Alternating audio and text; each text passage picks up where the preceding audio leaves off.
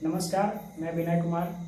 हम लोग बात करने जा रहे हैं अभी कि जो बिहार की स्थिति है, क्योंकि यहाँ पे चुनाव का माहौल है और सभी लोग जो है चुनाव को लेकर प्रचार प्रसार कर रहे हैं और सभी जगहों पे मतलब जितने भी विधानसभा क्षेत्र संख्या है सभी जगहों पे जो भी उम्मीदवार को मतलब कैंडिडेट्स जो है उनको टिकट दिया जा रहा है।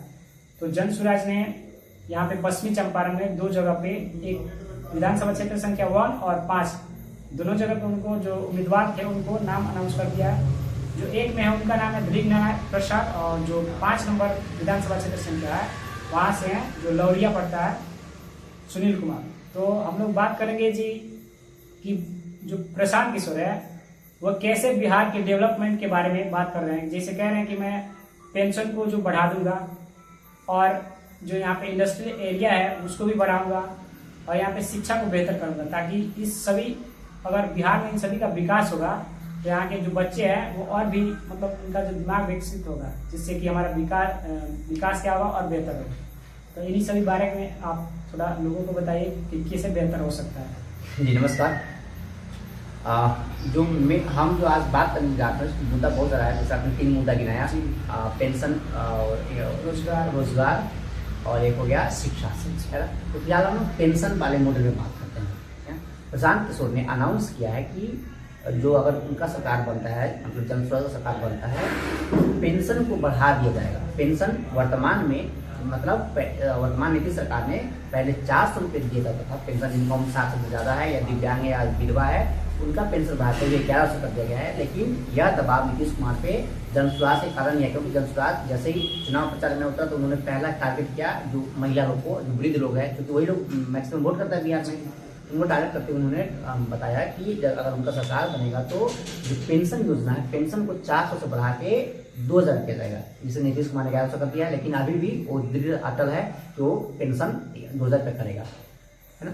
तो हम इसमें थोड़ा बारीकी से बात करना चाहते हैं। अगर हम देख रहे हैं, है ना, तो 2000 रुपये अगर हम दे रहे हैं किसी बुजुर्ग व्यक्ति को तो यह पूर्ण रूप से समस्या का समाधान नहीं है। एक ठीक है उनका एक मतलब एक बहुत बेहतर तो नहीं, ठीक है, लेकिन उनका मतलब जीवन जो होता है जीवन चल जाएगा, मतलब खाने वाले से मिल जाएगा 2000 रुपये से। बहुत मतलब और बेहतर जो कुछ करना चाहेगा, इलाज करना चाहेगा उसमें संभव नहीं है। लेकिन अपने बिहार में परिस्थिति गरीबी इतना ज़्यादा है कि मतलब 2000 रुपये बहुत ज़्यादा हो जाता है ना। तो ये सोच के प्रशांत किशोर का ये टारगेट था। लेकिन क्या है कि वैसे वृद्ध को सम्मान नहीं मिल पाता है। घर में पेंशन तो मिल गया लेकिन सम्मान नहीं मिल पाता है। हम सभी जानते हैं सम्मान परिवार में, घर में, समाज में उसी का मिलता है जो उत्पादक होते हैं, जो उत्पादन ज़्यादा करते हैं। तो पेंशन नहीं मिल रहा है ना, जो उत्पादन करेंगे उन्हें सम्मान मिलेगा, है ना। और हमारा संविधान क्या और हमारा समाज का नियम होता है कि सभी को क्या है गरिमामय पूर्ण जीवन जीना चाहिए, मिलना चाहिए, है ना। उसके लिए शायद प्रशांत किशोर मतलब बुद्धिजीवी व्यक्ति तो है ना, और पूरी दुनिया का मॉडल उन्होंने स्टडी किया है। शायद उन्हें जो है ना जो साउथ कोरिया दक्षिण कोरिया है उसके मॉडल को भारत में मतलब बिहार में लागू करना चाहिए उन्हें, या उस मॉडल पे उनको काम करना चाहिए था। अब है कि मॉडल है क्या, दक्षिण कोरिया में मॉडल है क्या, उसका मॉडल है क्या बुजुर्ग व्यक्ति को लेके। तो दक्षिण कोरिया का जो मॉडल है बहुत ही शानदार मॉडल है बुजुर्ग व्यक्ति को लेके। क्योंकि हम पहले अगर आपको ना दक्षिण कोरिया के बारे में जानना होगा, दक्षिण कोरिया दुनिया की सबसे विकसित देश है उसमें आता है ना। उसका जो प्रति व्यक्ति इनकम है वह दुनिया के जो सबसे टॉप देश है 10 उसमें उनका स्थान है। अगर आपको आइडिया नहीं लग रहा होगा दक्षिण कोरिया का कौन सा कंपनी है तो आपके सामने है LG है, आपके सामने सैमसंग है ना। इस सब जो कंपनी है सब उधर ही का है, दक्षिण कोरिया का। जो बड़ा बड़ा हुंडई है ना, ये सब जो कंपनी सारा का है, किया है, सारा का सारा है दक्षिण कोरिया का है। बड़ा बड़ा ब्रांड है, सारा दक्षिण कोरिया का है। तो उसके पास पैसे का कमी है नहीं। अगर वो चाहे तो अपने बुजुर्गों को जिनका उम्र 60 साल से ज़्यादा हो गया है उन्हें 1 लाख रुपये प्रति महीना दे के रख सकता है। लेकिन चूँकि दक्षिण कोरिया में जनसंख्या मतलब जो जन्म दर है कम हो गया और बूढ़ों का संख्या तेजी से बढ़ रहा है। तो उन्होंने क्या किया है दक्षिण कोरिया के द्वारा कि जो बुजुर्ग व्यक्ति है उन्हें घर पे ना बिठा के उन्हें ट्रेनिंग दिया गया। क्योंकि जो बूढ़े हो चुके हैं वो कहीं ना कहीं काम कर रहे थे, है ना। हमारे बूढ़े कहीं ना कहीं काम कर रहे होंगे, पहले अपने मतलब जो जवान रहे होंगे कहीं ना कहीं काम कर रहे होंगे। तो क्या किया गया है, क्योंकि अभी वर्तमान में लगातार बाजार अपडेट हो रहा है, मतलब बाजार में हमेशा नया चीज आ रहा है, पुराना चीज चल नहीं रहा है ना। अब मतलब रिटायर्ड कौन है जो नया चीज से मतलब संबंध नहीं बना पाता है, नया चीज से तालमेल नहीं बना पाता है। तो उन्होंने क्या किया, दक्षिण कोरिया की सरकार ने क्या किया है कि जो बूढ़े व्यक्ति हैं उन सभी को क्या किया, ट्रेनिंग देना शुरू कर दिया। किस चीज की ट्रेनिंग? ट्रेनिंग मतलब जो जैसे नया टेक्नोलॉजी आ रहा है तो नया टेक्नोलॉजी से उसका संबंध बेहतर हो, नया टेक्नोलॉजी को ऑपरेट कर सके, उसका ट्रेनिंग देना शुरू कर दिया है ना। और ट्रेनिंग अनिवार्य कर दिया बुजुर्गों का, सभी को, है ना। और हेल्थ सिस्टम पे बेहतर ध्यान दिया है, स्वास्थ्य पे बेहतर ध्यान दिया है। और उन्हें स्वास्थ्य अगर बेहतर रहेगा तो आप काम कर सकते हैं लंबे समय तक, है ना।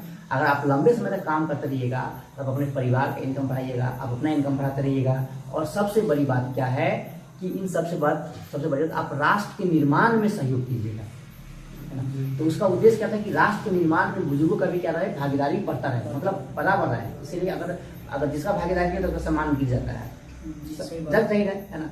तो इस सम्मान को बचाने के लिए, सम्मान को दिखाने के लिए उन्होंने क्या किया, बुजुर्गों को भी क्या किया, हमेशा ट्रेनिंग देता। अभी भी क्या करता है पॉलिसी लाया 2021 में, और बुजुर्ग क्या करता है ट्रेनिंग देते हैं वो, है ना। कि जैसे नया टेक्नोलॉजी हर एक महीना में, हाँ महीना में क्या जाता है, उन्हें ट्रेनिंग देके उसे स्किल किया जाता है और हमेशा उन्हें काम के लिए प्रेरित किया जाता है और वो लोग काम करते हैं। आप देखिए अब पेंशन हमें 2000 मिल रहा है ना। अगर हम काम वही बुजुर्ग समय काम करवा ले, है ना, कोई भारी काम नहीं करवा के जो उनके योग्य है ना, अगर हम वो काम करवा ले तो उनका जो बुजुर्ग में बुढ़ापे में क्या होता है व्यक्ति मतलब थोड़ा कटने लगता है ना, है ना, स्वास्थ्य खराब होने लगता है। कारण क्या कि उनसे कोई बात नहीं कर पाता है, ऊर्जा उतना रह नहीं पाता। मेन कारण था कि ऊर्जा और नहीं रहने के कारण स्वास्थ्य कारण था। और स्वास्थ्य इसलिए गिरता क्योंकि उसे जैसे बूढ़ा होने लगता है तो वो कटने लगता है, काम वाले रूप से कटने लगते हैं, है ना। तो मानसिक दबाव के कारण मानसिक बीमारी का शिकार हो जाते हैं, जिसके कारण क्या होता है उन्हें समस्या का समाधान करना पड़ता है। लेकिन इसका समाधान निकालते हुए दक्षिण कोरिया ने क्या किया कि उनको काम पे लगा कर रखा। तो क्या उनका एक तो आयु बढ़ने लगा, क्योंकि आप बुजुर्ग हैं, आप काम करें तो बेहतर खाना खाइएगा, है ना। आपको क्योंकि बिहार की स्वास्थ्य व्यवस्था सरकार में फ्री है, अगर आप ट्रेनिंग देंगे, अगर पैसा कमाएंगे तो अगर बुजुर्ग पैसा कमाएंगे तो अपने स्वास्थ्य में बेहतर ध्यान दे पाएंगे, है ना। देखिए जो अमीर व्यक्ति है अपने पेरेंट्स का बेहतर ख्याल रखते हैं, कोई शक वाली बात नहीं है। गरीब व्यक्ति भी अपने पेरेंट्स का ख्याल रखती है, लेकिन उसके पास उतना पैसा ही नहीं होता है कि रख पाए, है ना। तो इस बुढ़ापे से लड़ने के लिए जो मॉडल है दक्षिण कोरिया का, हमें शायद प्रशांत किशोर को वो लागू करना चाहिए। शायद ऐसा वो ना बोल के, क्योंकि लोक भावना में वो लगे रहे, क्योंकि सब कुछ सरकार बनाना है ना। तो सरकार बनाने के चक्कर में शायद लोक भावना वाले बात कर रहे हैं, है ना। ये रहा हमारा दूसरा। अगर दूसरा एक दक्षिण कोरिया का मॉडल रहा जो पेंशन योजना की जगह पर हम उसे लागू कर सकते हैं, है ना। अब एक चीज हम कर सकते हैं कि जो हमारे बुजुर्ग ने जो काम किया उसी के मतलब उसी समय में उसको ट्रेनिंग दे दिया जाए, है ना। अगर बुजुर्ग व्यक्ति सीखने में मतलब ज्यादा समय न लगे और उसकी रुचि भी रहे, इंटरेस्ट भी रहे। और दूसरा बात यह है कि अगर हम बुजुर्ग को जानते हैं कि हम बुजुर्ग से ज़्यादा भारी काम नहीं कर सकते हैं तो हौला काम करवा दें, है, उससे तो उनको पे भी कर दें। अगर ड्यूटी पे जाते रहेंगे तो 50 लोग 100 लोग से मिलते रहेंगे तो उनका आयु वैसे ही बेहतर रहेगा, तो उनके स्वास्थ्य भी बेहतर रहेगा। और चूंकि क्या रहेगा, बुजुर्ग होते हुए राष्ट्र के निर्माण में योगदान रहेगा। अब वो सरकार के खजाने पे बोझ नहीं बनेगा, है ना, सरकार के खजाना को बढ़ाने का काम करेगा, है ना, बढ़ाने का काम करेगा। अगर इसमें एक और महत्वपूर्ण बात है कि अगर यहाँ बहुत सारे बुजुर्ग काम करने योग्य नहीं थे तो उसे हमें भारी काम करने की आवश्यकता नहीं है, उन्हें इंचार्ज के रूप में दे दीजिए, है ना, जहाँ पे कागजी काम है वहाँ पे थमा दीजिए, है ना, ज़्यादा मेहनत वाला मतलब उनकी उम्र के अनुसार और उनके स्वास्थ्य के अनुसार हम कर सकते हैं, बहुत भारी बात नहीं होता है ना। एक ये हो गया।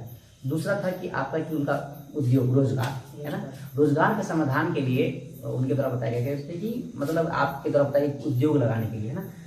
तो उद्योग जैसा हम लोग जानते हैं दो तरह का उद्योग होता है, भारी उद्योग होता है, छोटा उद्योग होता है।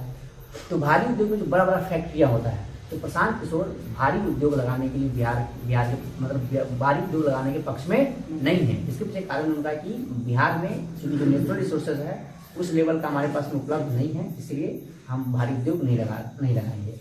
और भारी उद्योग बहुत मतलब रोजगार क्रिएट तो करता है ना। अगर हम अभी देखें तो भारी सुविधाएं भी होनी चाहिए। और भारी उद्योग जो भी हैवी इंडस्ट्री है बिहार में, पूरे भारत में, तो जीडीपी में मात्र 17 से 18% के आसपास में उनका योगदान है। मतलब कुल मिला के देखें तो जीडीपी में अगर मतलब हैवी इंडस्ट्री भारी उद्योग है उनका योगदान 18% से लेकर 25% के बीच में रहा है। लेकिन जो सबसे ज्यादा कंट्रीब्यूट करता है, प्रशांत किशोर ने उसको पकड़ा है, वह है सर्विस सेक्टर, सेवा क्षेत्र। सेवा क्षेत्र लगभग 50% से ज़्यादा भारत में रोजगार क्रिएट करता है, मतलब उत्पन्न करता है। अगर हम बिहार में देखें तो 60% से ज़्यादा यानी 65% के आसपास लोग जो है बिहार में सेवा क्षेत्र में डायरेक्ट क्या है नियोजित है, रोजगार कर रहे हैं, काम कर रहे हैं। तो इसको टारगेट करते हुए उन्होंने बोला कि हम बिहार में भारी उद्योग लगाने के पक्ष में नहीं, हम क्या करेंगे सर्विस सेक्टर डेवलप करेंगे, है ना। जब उनसे पूछा गया कि आप सर्विस सेक्टर में आप इतना रोजगार कैसे देंगे, तो उनका सीधा सा तर्क था कि बिहार में आज भी 65% लोग क्या है सर्विस सेक्टर में काम कर रहे हैं, लेकिन उन्हें बेहतर पैसा नहीं मिल रहा है। ऊपर से उनके मन में जो सर्विस सेक्टर को लेकर जो मॉडल चल रहा है वह चल रहा है ऑस्ट्रेलिया का, न्यूजीलैंड का, स्विट्जरलैंड का, फिनलैंड का, है ना, स्वीडन का। इन देशों में है ना हाई इनकम देश, हाँ हाई इनकम देश है। हम लोग सब जानते हैं, सब विकसित देश है, सब है ना। दुनिया के जो सब टॉप से टॉप विकसित देश है यही है, एक सिंगापुर का भी, मतलब उनका नाम दिया गया उनके द्वारा। इसके पीछे कारण है कि सारी की सारी जो इकोनॉमी है, सारी की सारी इकोनॉमी सर्विस वेक्टर, सेवा क्षेत्र आधारित इकोनॉमी अर्थव्यवस्था है। आप इसके तहत उन्होंने बोला कि बिहार में जनसंख्या है, बिहार में परिस्थिति व्यवस्था के हम सेवा क्षेत्र में लगा सकते हैं लोगों को और भारी मात्रा में रोजगार दे सकते हैं, रोजगार सकते हैं। अगर दूसरा बात है कि फिर सेवा क्षेत्र में कौन से उद्योग आते हैं, तो सेवा क्षेत्र में आते हैं पर्यटन, है ना, जो टूरिज्म है ना। बिहार में टूरिज्म का अपार संभावनाएं हैं। बिहार में हम लोग सभी जानते हैं कि हमारे पास बहुत सा ऐतिहासिक जगह है ना, हमने उसको विकसित ही नहीं किया है, मतलब टूरिस्ट प्लेस के अनुसार क्या है, हमने उसको विकसित ही नहीं किया है ना। तो टूरिस्ट जब आएगा तो वहाँ पे बहुत से ऑटोमेटिक बहुत से रोजगार बनते हैं, है ना। दूसरा जो सेवा सेक्टर में आता है, आज है कंप्यूटर एंड टेक्नोलॉजी जो है सब सेवा सेक्टर मतलब क्या बोलते हैं सर्विस सेक्टर के अंतर्गत आते हैं ना। कंप्यूटर एंड टेक्नोलॉजी मतलब जो इंटरनेट से संबंधित हो गया, हम लोग सभी जानते हैं, है ना। IT जितने लोग के सारे क्या है सर्विस सेक्टर, सेवा सेक्टर है ना। परिवहन हो गया, ये सब कार्य किसमें है, सेवा क्षेत्र में है। और बिहार में सबसे संभावना है सेवा क्षेत्र में अंतर्गत रोजगार मिलेगा और बिहार की इकोनॉमी को बेहतर कर सकता है, वह है मेडिकल व्यवस्था, है ना। हम बिहार में वैसे अभी तक वर्तमान गवर्नमेंट के द्वारा बहुत से राज्य जिला में तो नहीं बन पाया है, लेकिन हाँ बिहार के हर एक जिला में एक मेडिकल कॉलेज अलॉट कर दिया गया है, भले नहीं बना है अलग बात है ना। दूसरा क्या है, हमने इंजीनियरिंग कॉलेजेस भी अलॉट कर दिए हैं, है ना। हमने पॉलिटेक्निक जो कॉलेजेस है हमने लगभग हर एक प्रखंड में बना के रखा है ना। तो ये सब क्या है बड़े स्तर पर क्या करेगा, हमें जो सेवा क्षेत्र है मतलब जॉब क्रिएट करता है ना। हम लोग जानते हैं मेडिकल में अगर एक हॉस्पिटल बन गया तो आसपास कितना क्षेत्र का ध्यान रखता है, रोजगार हो सकता है ना। अगर हम मान लीजिए गवर्नमेंट कॉलेजेस है, ये मेडिकल कॉलेजेस है, वहाँ हॉस्पिटल होता है, हम इसको आकर्षित कर लिए मेडिकल जो बड़ा जो हॉस्पिटल है ना, तो ये बहुत बड़े रोजगार का स्रोत हो जाएगा। तो यही प्रशांत किशोर का जो लक्ष्य है, विजन है, ये है। दूसरा है कि जो फूड प्रोसेसिंग है बिहार में अपार संभावना है। लगभग 2012 के बाद एक सर्वे कराया गया था केंद्र सरकार के द्वारा कि बिहार की जो एग्रीकल्चर है ना उसकी क्षमताएं क्या है। तो आप रिपोर्ट जान के हैरान रह जाएंगे कि सिर्फ अकेले बिहार की जो जमीन इतना फर्टाइल है, मतलब इतना उपजाऊ जमीन है कि पूरे दक्षिण एशिया को, है ना, मतलब सिर्फ हम बिहार में अगर हम खेती करते हैं, हाँ बिहार में अगर खेती करते हैं तो पूरे दक्षिण एशिया को 2 साल तक खिला सकता है।